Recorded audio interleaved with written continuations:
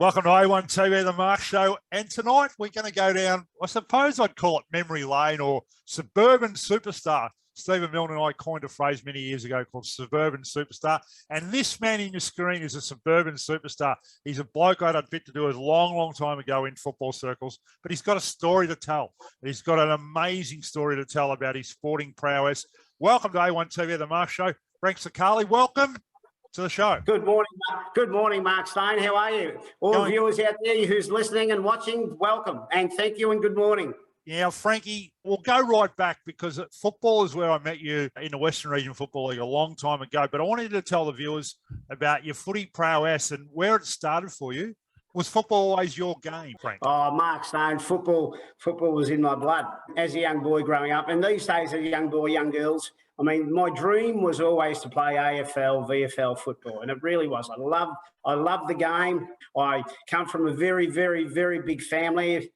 Siblings, we had 8 of us, so 4 boys and 4 girls. I was the youngest of the boys, so I was always competing, in football. So I absolutely loved it. We had footy around the house and we kicked it around. We had socks around the lounge room and so forth. But I just loved football. My brothers loved football, and being the youngest of the 4 boys, I really grew up playing footy, and I just loved the game. When did you find out, when did you feel as though you had ability? Because you did play a pretty high-level footy. So where did your footy start? What clubs, or how did it go to that point? As a young boy, I grew up living in Ascot Vale. And then from Ascot Vale, I think with the age of grade 3, the age of about 8, 9, we moved to Avondale Heights. And that's where I ran into a couple of boys at school, at the St Martin's Primary School in Avondale Heights, and they were playing footy at the Avondale Heights Football Club.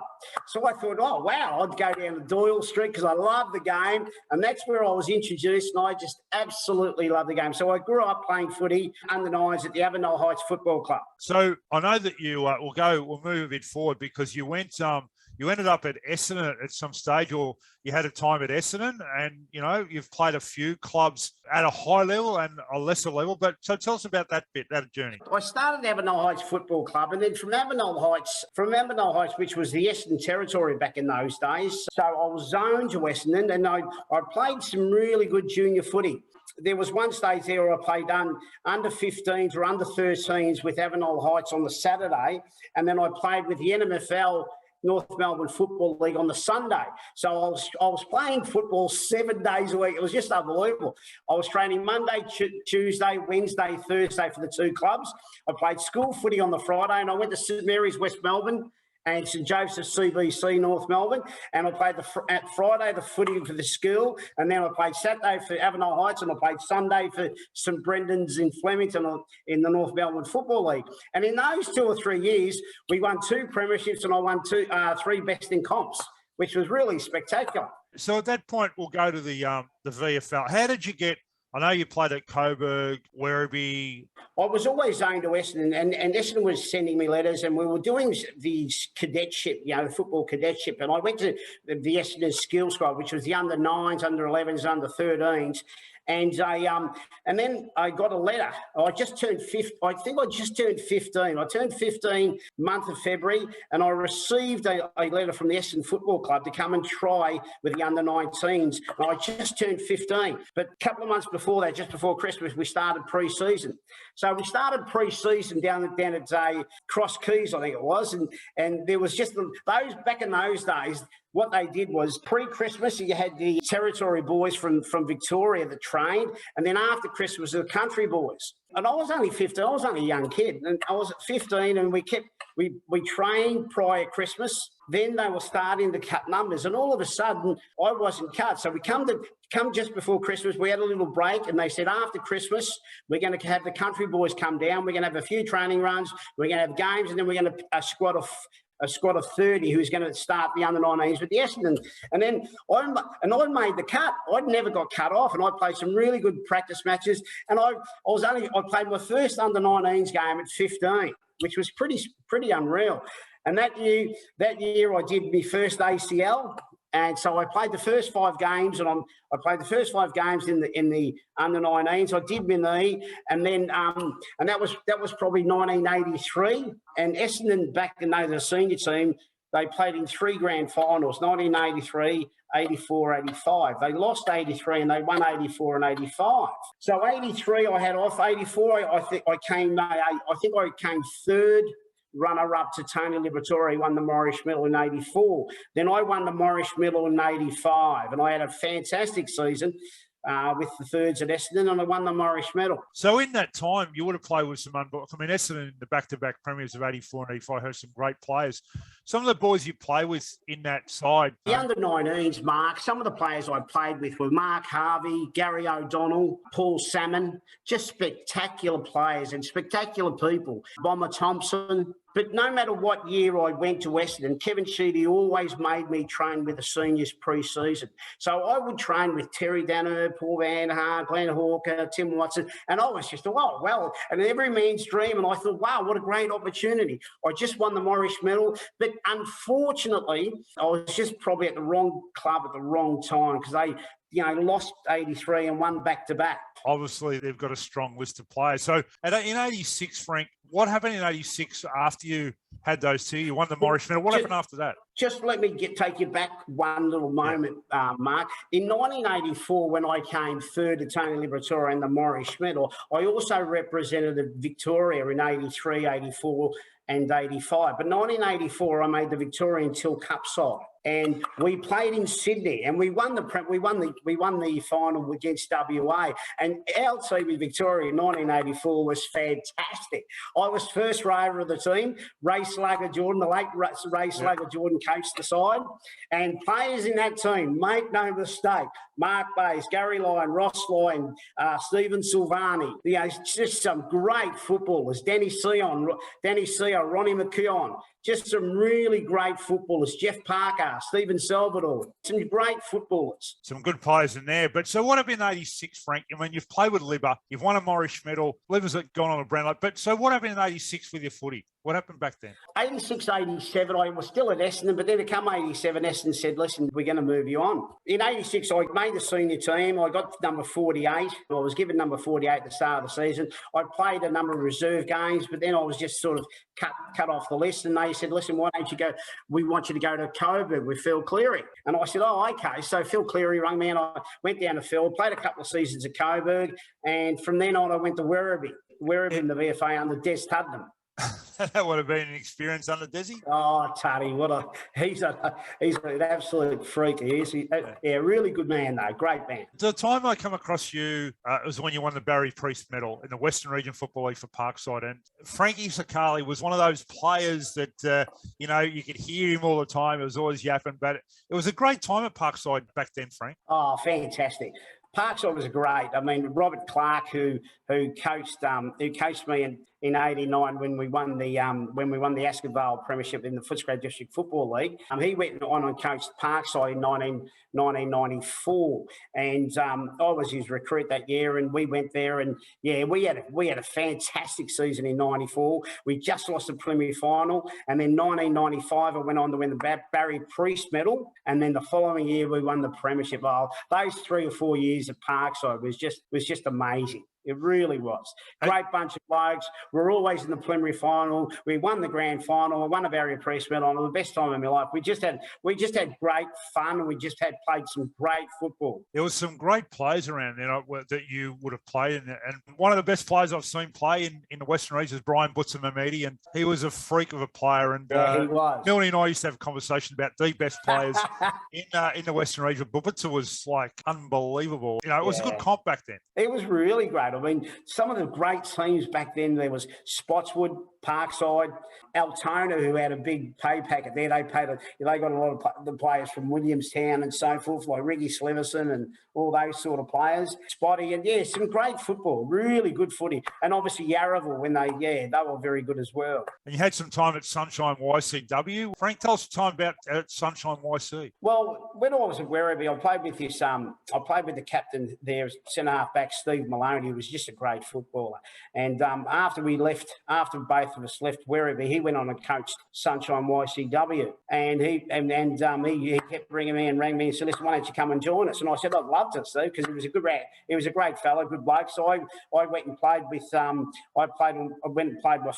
first time I played Footscray District Footy League, and it was with Steve Maloney, and then after that, Robbie Clark got the job at Parkside, and I joined them. Yeah, Clarkey actually spent some time at Glenroy. So Clarkey, it's really funny how the footy industry at the local level is very much connected, because the good coaches, and Clarkey, I thought was before his time. His skills and his ability to read the game were really good, and he had some really good successes wherever he went, Clarkey. I think Robbie Clark was probably one of the best coaches I've had. I mean, Larry Simmons also. Larry Simmons, he coached us to the grand final in 1996 at Parkside. But some of the coaches I've had, Stoney, were fantastic. Like Kenny Fletcher at Essendon. He coached me when I won the Morris Medal. Ray Slugger Jordan also coached me at Essendon and with the Victorian Till Cup side and Footscray District Footy League. No one better than, obviously, Robert Clark and Larry Simmons. They were just sensational. And today we'll finish off with the footy about some of the players you play with. Probably the best player you played with, Frank, and the best player you played against in those periods.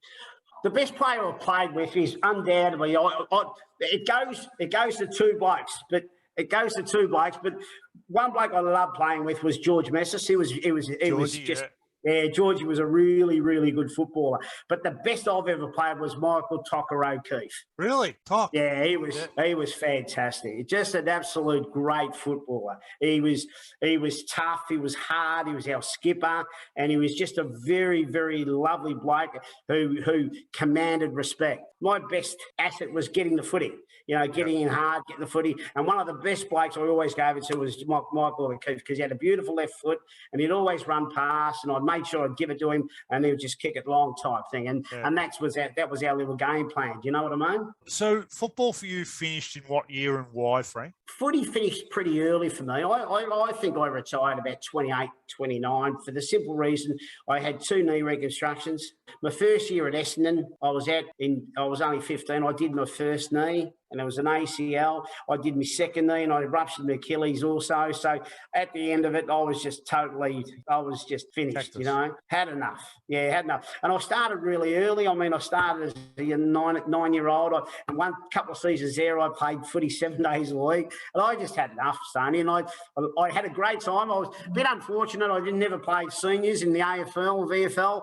But, I played a lot of reserve games, played a lot of under-19 games, and I was pretty happy, pretty content with my overall footy background. You know what I mean? Yeah, I do. So I want to talk about your business aspects, because what did you start when you were a young fella? What were you doing as a young fella which led you up to today? And you've had probably a couple of careers in between. So tell us about your business career, because that's really an interesting talk. The business careers was quite, I was always a finance broker. I worked in the car industry for a long time. I worked at Binks Ford, Nissan, Nissan, City Kia, City Suzuki, and Mazda, and also Melbourne Lexus. And I was the F&I guy, so I was a finance and insurance manager. That got me into the finance industry, and I really, really enjoyed it. And now what I do now, I work for the Accor Vacation Club. I've been doing this for about 10 years. Love what I do. And what I do now is the holiday industry. I put people on holidays and make their memories, and make their families, and make their memories come true type thing. And that's what I do. How'd you get into Accor? Because you're in timeshare for those who are watching. So how'd you get into that? I had a friend of mine who was running the sales process here in Melbourne, and he rang me one day and he said, "Listen, why don't you come across? I want to talk to you." So and it just happened like that, and it was the best thing that's ever happened. I really love what I do. Stoney, if there's one thing I really love, I love getting out of bed and really looking forward to the day's work. It's just fantastic. Absolutely love it. Now, I want you to tell the viewers where you're actually sitting right at this moment, Frank. Right at this moment, I'm sitting in Broadbeach. It's sunny Broadbeach. And I'm from Melbourne. I live in Melbourne. Melbourne's probably 14 or 15 degrees at this present stage. Not a bad day, though, actually. It's not bad. But up here, it's magnificent. It really is. I've been here since February, March. And fair dinkum, I'm sitting in Broadbeach at the moment, one of our resorts, and it's absolutely amazing. It's Freshwater Point in Broadbeach. It's one of our Accor Vacation Club timeshare resorts, and it's absolutely amazing. fair dinkum. I open the door and I say, wow, have a look at this. I can actually live in this place. It's got a gym, sauna, spa, swimming pool. It's magnificent. That's what life's all about.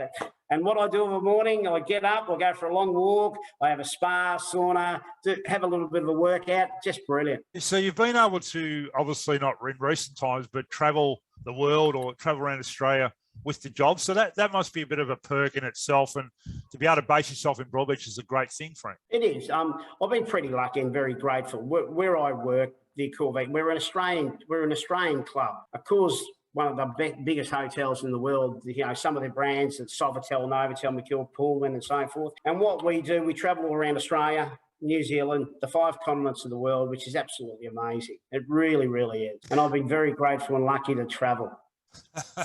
You have, especially in these times. A boy from the what would you call it, northern western suburbs of Melbourne.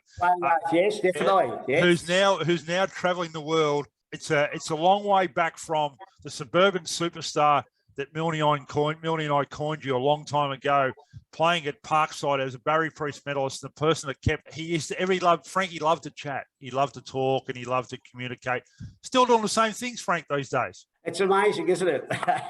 Was a big talker on the track, a big talker on the field, game day, training day, and then, you know what? That's my passion. That's my forte today, which is pretty fantastic. Love meeting people, and you know what? That's what football does. Football's it's a people's business. It's a people's game, and that's exactly what I'm doing now. It's just people, meeting people, and treating them and doing the right thing by them, and they do the right thing by you. Hey, Frankie, I'll finish off by saying, are you still following the AFL? Love the AFL, absolutely. Who's your side? Who do you follow? I'm a mad Bomber man, Essendon man. I go and watch them every week. You know, I'm a mad Essendon supporter. I'm an AFL member, so I pay my membership every year, and I go to most Essendon games. Actually, I go to every Essendon game. Make no mistake. So I'll ask you a question: who'll win the flag and why? Oh, you know what? My heart really says the Demons. I'd love the Demons to win it because I haven't won it for so long. But my head tells me the Bulldogs do it tough. And when you win finals, it's a tough game and you've got to be in it to win it. And blokes like Liberatore and those hard fellas that really going hard, they've been there, done it, and I reckon they'll do it again. I really do. But I really wouldn't mind seeing Melbourne win it though. Frankie Zoccali, thank you for joining on the Mark Show on A1TV. It's been an absolute pleasure. Do you actually get back to Melbourne at all? Well, I'll be back there next year, most definitely. Yeah. Hey, so let me just tell you one more thing before I go. Yeah. I just wanted to thank you. Thank you for reaching out. It's an absolute pleasure to do this. I was looking forward to it. I took a few notes as well because you tend to forget where you've been and what you've done and so forth. But I'd just like to thank my fantastic family. I come from a big family, Italian family. I've got 4 brothers, 4 sisters, and they've been a big asset to what I've done and what I've done in my football plus my personal life. But once again, I'd just like to thank you for giving me the time, and thank you to all the people that's watching and hearing and so forth. Really love the time. Thank you very much. Appreciate it. Thanks, Frank. And I'm sure we'll see you when you're back in Melbourne. But stay well. Watch out for that suntan because the rays can get you up there, mate. And definitely when I come back to Melbourne, Stanley, I'll reach out and we'll have a coffee. No worries, mate. Cheers, pal. Great. Look after yourself. Thank you, guys. Cheers.